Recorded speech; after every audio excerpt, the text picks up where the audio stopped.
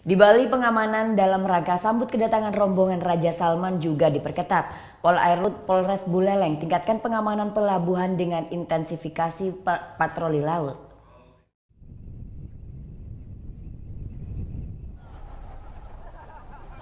Pengamanan pintu masuk Bali melalui Buleleng terlebih pasca terjadinya peledakan bom panci di Bandung, Jawa Barat ditingkatkan. Polairut Polres Buleleng terus patroli laut dan memeriksa identitas penumpang kapal.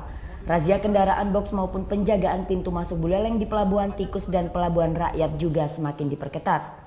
Aktivitas di Pelabuhan Pendaratan Ikan Sangsit Buleleng juga terus diawasi pihak kepolisian dan TNI. Tak hanya itu, sebanyak 20 pelabuhan tikus serta 5 pelabuhan rakyat di Buleleng menjadi prioritas utama pihak kepolisian.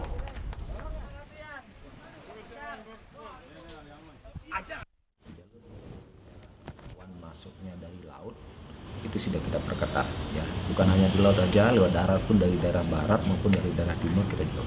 Makanya kita melakukan chipcon itu setiap hari, mungkin sehari 3 kali kita laksanakan dengan sasaran-sasaran beban ya.